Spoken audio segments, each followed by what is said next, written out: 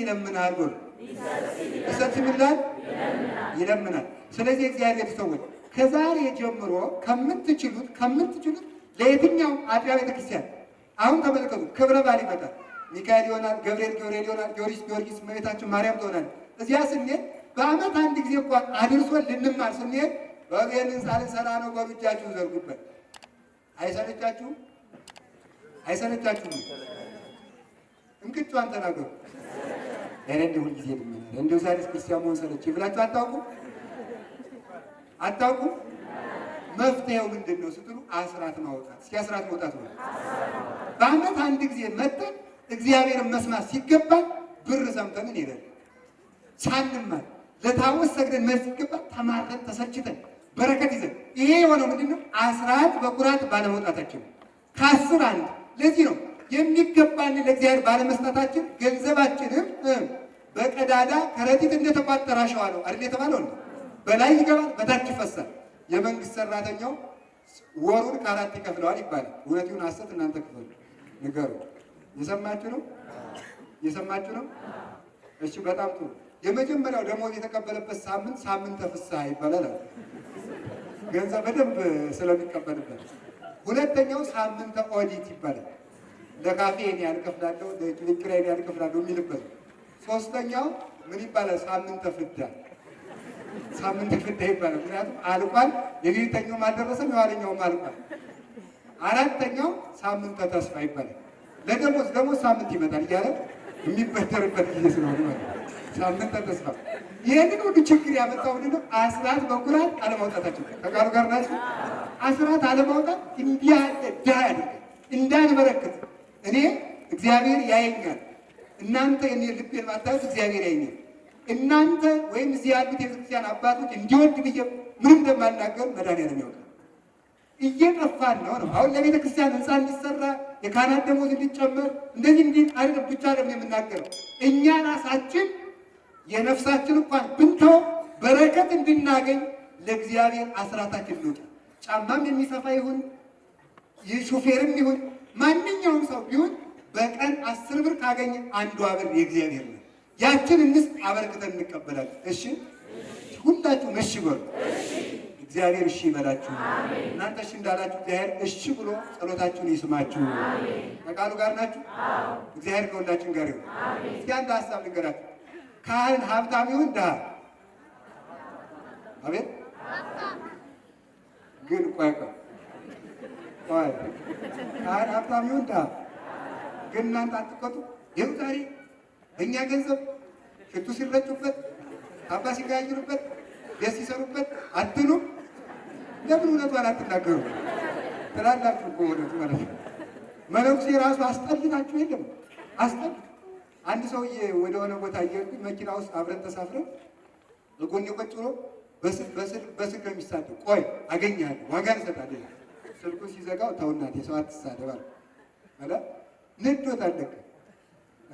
መነኩሴ መጀመሪያ ራስህን ማስተካከል ብሎ ትንሽ ቆይቶ ነዶት አባ አቤት ለምንድን ነው ግን መነኩሴ ሌባ የሆነው አለ። ከዛ ምን ብዬ እንደመለስኩለት እናንተ ሌቦች ስለምትወልዱ እየተናገርኩ ነው ማለት ነው። ለምን ሌባ ሕዝብ ትክክለኛ አባት አያገኝም። እናንተ እግዚአብሔርን ካልሰረቃችሁ የማይሰርቁ ካህናትን ይሰጣቸዋል፣ የማይሰርቁ መነኮሳትን ይሰጣቸዋል። ካህንማ ይኑረው እንጂ እንዲሁ ዛሬ በእውነቱ ምዕመናን አዛዥ ናዛዥ ጌቶቹ ናቸው አልኩ። አዛዥ ጌቶች እኮ ነው ናቸው። በቃ ተፈርታችሁ ለምዕመኑ እንዳይከፋው ተብሎ ነው። በተለይ የውጭ ሀገርና ኢጣሊያ ድረስ ነው። እዚያ ካገኘናቸው እዚያ እንነግራቸዋለን። በወርድ ስለሚመሩት መከራን የሚያበሉ ማለት ነው። መከራ በቃ መነኩሴውንም ጳጳሱንም እነሱ የሚያዙት የሚያሽከረክሩት ነው የሚመስላቸው። የአንድ ጥያቄ ልጠይቃችሁ። አሁን እንግዲህ ተመልከቱ። አንድ ቦታ አለ የሆነ ጉባኤ ሲዘጋጅ በእውነቱ እነዚህ መምህራን 3 ቀን 2 ቀን ሰብከዋል። ለእነዚህ ራት ስፖንሰር የሆኑን ወለተ ማርያምና ገብረ ማርያም እግዚአብሔር ይስጣቸው ልንበርዳቸው ይባላል። ይህ ለምን ሆነ የምንለላቸው? እኔ የአምላክን ስጋ አብልቼ ልል ሳይባልልኝ እኔ አምላክን ደም አጠጥቼ ልል ሳይባልልኝ ስለዚህ ተመልከቱ ነገሩ ተበላሽቷል። ብንስተካከል አይሻልም? ይሻለናል። እውነት ነው። እንዲያመሰግናችሁ ትፈልጋላችሁ። እንዲያመሰግናችሁ እልል እንዲባላችሁ እንዲደለቅላችሁ። በእውነቱ ዝክር ይዘከራል እዚያ። ከዚያ በኋላ ቤት ተመጡ። በእውነቱ ወይዘሮ እህታችን እገሌ ወንድማችን እገሌ ድሮም የመስጠት ዘር ናቸው። እንዲህ ያለ ነገር አያስፈልግም። አቃል ጋር ናችሁ። በዚህ ዘመን አንድ አባት አሉና ምን ይላችሁ? እኔ ምረቃዬን አላባክንም ይላል። ምረቃዬን አላባክንም። እንዲያውስ እኔ ያዛኝን ብሬ ነው። እኔ አሁን እናንተ ቤት ብገባ እንጀራ ብትሰጡኝ ስገባ ምንድን ያለ ባለቤቱ ሂዱ ስንቅ አትቋጥሩ፣ ከተከፈተላችሁ ቤት ግቡ፣ ሰላም ለዚህ ቤት ይሁን ይበሉ። ከተቀበሏችሁ ሰላማችሁ ያድርባችኋል። ሰላማችን ማን ነው? ክርስቶስ ሆነ። ከተቀበሏችሁ ሰላማችሁ ያርፍባችኋል ማለት እናንተን ሲቀበሉ የእናንተ ሰላም እኔ በቤቱ አርፋለሁ ማለት ነው። እምቢ ካሏችሁ ልባችሁን አራግፉ ነው። ታዲያ እኔ ገብቼ ካህኑ ገብቶ ሰላም ለዚህ ቤት ሲሆን ስል ክርስቶስ የሚገባ ከሆነ ይህኑ ሻይ አጥፍታችሁ ለእናንተ ልንምን አንልም። ስለዚህ ከዛሬ ጀምራችሁ ተስተካክላችሁ ምስጋና ሳትፈልጉ ለካህን እና ተመልከቱ። ለዚህ ነው 50 ብር ትሰጣላችሁ። 50 ብር ለመነኩሴው ለካህኑ 100 ብር ለሳሙና ወሬ ይሰጣል። ደግሞ አንዳንዱ ደግሞ እንደው ጨመር ካለ በግ ይገዛል የትንሳኤ በኋላ ንስሐ ሲገባ እንደው አባቴ ኃጢአት ሰርቻለሁ አይወልድ ተማሪ ኧረ ስንት ኃጢአት አለ አንቺማ ቀላል ነው። ለምን ያ ውለት አለ። ከቃሉ ጋር ናችሁ። ቆይ ከቃሉ ጋር ናችሁ። እግዚአብሔር ከሁላችን ጋር ነው። ታዲያ ይሄን ቢስተካከል ካህናት ሀብታም መሆን የለባቸው። የራሳቸው የሚበቃ ነገር ካላቸው ግን አይ ኃጢአት ነው አቶ ገሌም ቢሆን ወይዘሮ ገሌም ቢሆን ረፉ፣ አስካለ ማርያም ቢሆን ገብረ ማርያም ረፍ፣ እንዲህ ያለ ነገር የለም። ክርስቶስ ውሸት አይወድም ብለው አይ ተመልከቱ። ገንዘብ ብሏል ሙሴ። ገንዘብ አይናማዎችን እውር ያደርጋል። አያደርግም? አይናማቸው ፍርድ እንዲያጣሙ አይኑ ችግር ያለበት ሰው ፀሐይን ትክ ብሎ ማየት እንደማይችል የገንዘብ ፍቅር ያለበት ሰው እውነትን ትክ ብሎ ማየት አይችልም። ስለዚህ አባቶቻችን እንኳን እንዲፈሩን አድርገናቸዋል እኮ። ሽባ አረግ ነው። ክህነቱንም ቤተ ክህነቱንም ምንኩስናውንም ጵጵስናውንም ዲቁናውንም ሽባ አደረግ ነው።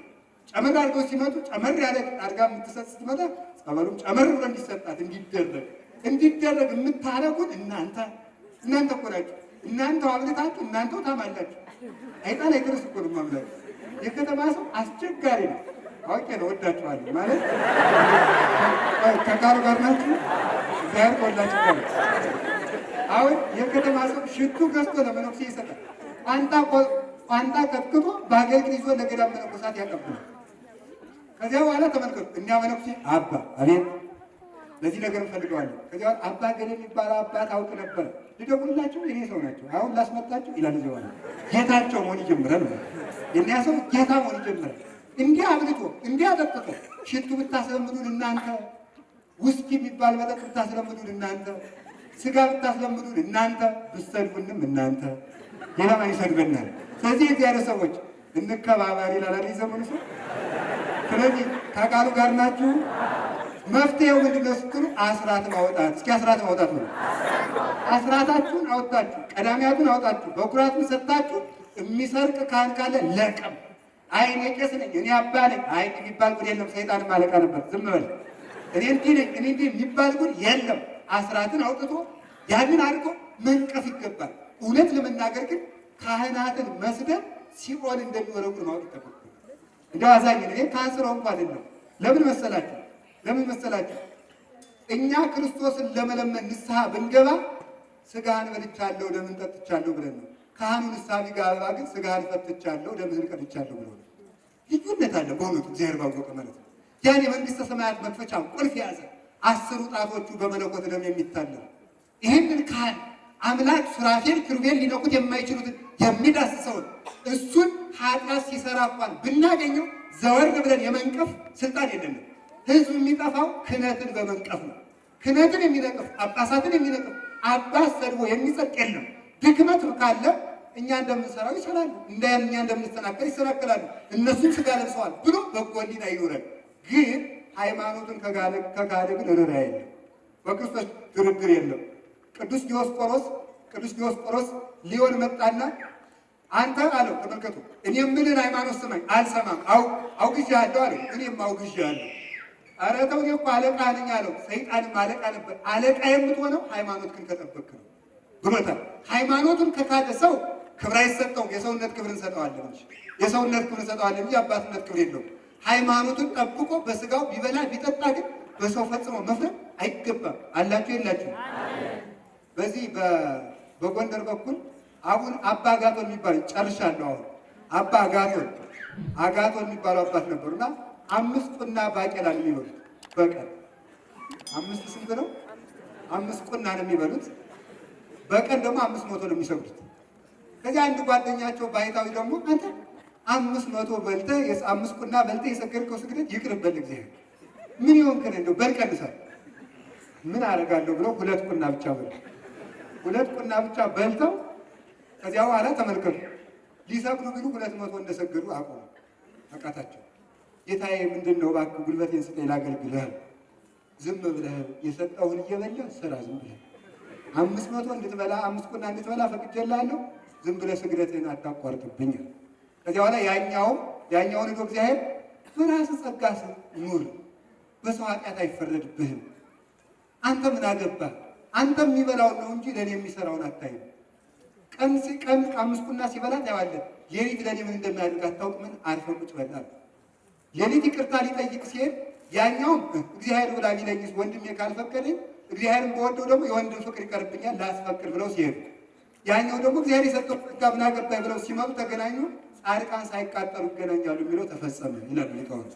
ስለዚህ በማይገባን ነገር እንኳንስ በካህናት እንኳንስ በመነኮሳት እንኳንስ በጳጳሳት በወንበዴ በሌባ በአመንዝራ በነፍሰ ገዳይ የመፍረድ ስልጣን የለንም።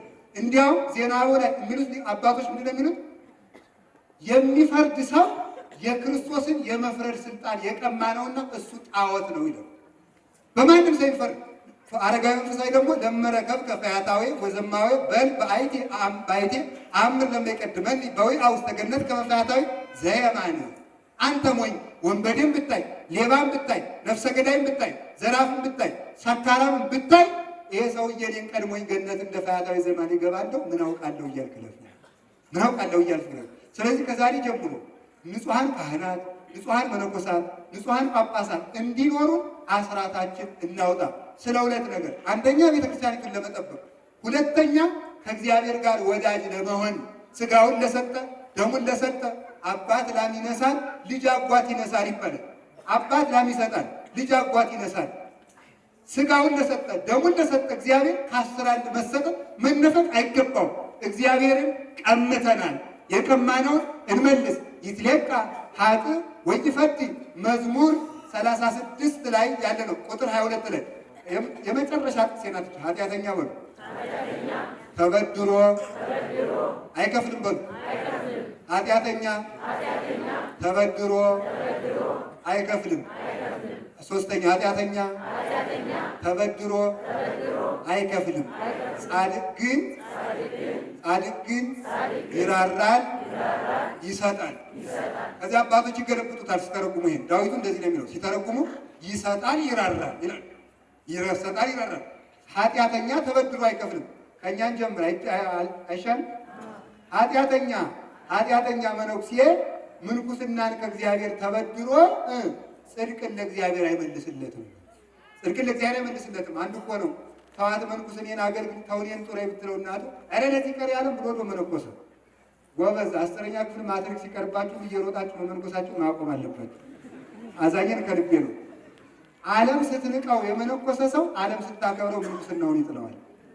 በስሜት የሚመነኮስ ክርስትና የለም። አስተውላችሁ ተጓዙ።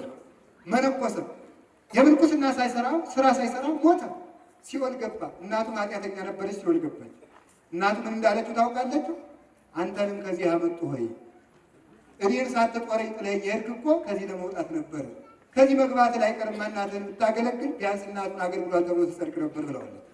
ስለዚህ ኃጢአተኛ መነኩሴ ቆቡ የክርስቶስ የሾህ አክሊል፣ ቀሚሱ የክርስቶስ ቀለሜዳ፣ መቋሚያው ክርስቶስ የያዘው የወርቅ በትር በስቅለት ዕለት የያዘው ይሄ ምሳሌ ሆኖ ሳለ የምንኩስናን ብድራት አይከፍልም። አላችሁ የላችሁም? ኃጢአተኛ ካህን ክህነትን ከእግዚአብሔር ተበድሮ ህዝቡን ላድንበት። የካህን መክሊቱ 2 ነው። አንደኛ ማስተማር ነው፣ ሁለተኛ ማቁረብ ነው። አያስተምርም፣ አያቆርብም። ንስሐ ልጅ መያዙን ዝክር መዘከሩን እንጂ ማቁረብና ማስተማሩን አያስተውልም። የክህነቱ ብድራት ፍዳ ይጠብቀዋል። ኃጢአተኛ ዲያቆን ዲቁናን ተበድሮ አይከፍልም። እንደ እስጢፋኖስ ሊፋጠንበት ሊሰብክበት ሰማዕት ሊሆንበት ተሰጥቶ በትዕቢት ታጅሮ ዲቁናውን የዲቁናውን መክሊት ቀብሮ ጨለማ ወዳለበት ጥርስ ስቅስቃት ወዳለበት ይወረወራል። ኃጢአተኛ መምህር ብሉይ ተምሮ ሐዲስ እማራለሁ እያለ ብሉይን ሳያስተምር ይሞታል። ሐዲስ ተምሮ ብሉይ እማራለሁ እያለ ሐዲሱን ሳያስተምር ይሞታል። በተበደረው ትምህርት ሕዝብ አያተርፍበትም። ወዮለት! ኃጢአተኛ ተበድሮ አይከፍልም። ኃጢአተኛ ተበድሮ አይከፍልም። ምንድን ነው? ዝናብ ለክረምት ጠል ለመከር ሰጥቶኛል ብሎ ከእግዚአብሔር ካበቀለው በዝናብ ካበቀለው በነፋስ ካሳደገው በፀሐይ ካበሰለው ልስጥ አስራት ላውጣ አይልም። ኃጢአተኛ ምእመን ዓይንን እግዚአብሔር ሰጥቶኛል ብሎ መጽሐፍ ላንበት አይልም። እጅ ሰጥቶኛል ብሎ ልመጽውትበት አይልም። እግር ሰጥቶኛል ብሎ ልስገድበት አይልም። ጻድቅ ግን ይራራል፣ ይሰጣል። ጻድቅ ግን ወሩ ይሰጣል፣ ይሰጣል፣ ይራራል። እስቲ ይሰጣል ማለት አስራቱን በኩራቱን ቀዳሚያቱን ነው። ይራራል ማለት ከአስራት በላይ ለአውሬ ለዝንጀሮ ይራራል፣ ለእንስሳቱም ይራራል። ጻድቅ ለእንስሳ እንኳን ይራራል። አሁን አክሱም ብንሄድ እናገኘዋለን። የአክሱም እናቶች ዛሬም ድረስ ከዛፎቹ ስር እመቤታችን ስትሳለሙ ስትሄዱ ማየት ትችላላችሁ። ከድንጋዮቹ ስር የተደፋ ጥሬ ታገኛላችሁ። ወፎቹ እንዲበሉ ብለው ለወፎቹ በየቀኑ ጥሬ ይደፋላቸዋል። ይሄ ዛሬ በዚህም ዓመት ማየት ትችላላችሁ። የሚቀጥለው ዓመት የምታዩ ታገኙታላችሁ። ጥሬ ይደፋላቸዋል። የማኅበረ ሥላሴ መነኮሳት እንደነገርኳችሁ አሁን ድረስ አንበሳ፣ ጅብ፣ ዘንዶ ሾህ ቢወጋው ያወጡለታል። ለእንስሳ ሳይቀር ይረራል። የሚቀድመው ግን መስጠት ነው። ስለዚህ እግዚአብሔር ቤተሰቦች መስጠት አስራት በኩራት ነው። መራራት ለነዳያን። እስኪ አንድ ጊዜ በሉ መስጠት አስራት በኩራት፣ መራራት ለነዳያን። ስለዚህ ለነዳያን የምንመጸውተው፣ ለተቸገሩ ሰዎች የምንረዳው፣ ለተቸገሩ ሰዎች የምናበረክተው ሁሉ ምን አይባልም? አስራት አይባልም።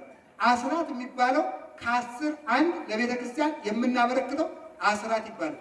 ቀዳሚያት ማለት ከእህሉ መጀመሪያ የደረሰውን ከእህሉ መጀመሪያ የደረሰውን ያንን መስጠት ቀዳሚያት ይባላል። ይሄ ቀዳሚያት ወይም ለከተማ ሰው ስንቀይረው የመጀመሪያ ደሞዙን ወይም የመጀመሪያ ትርፉን ማለት ነው።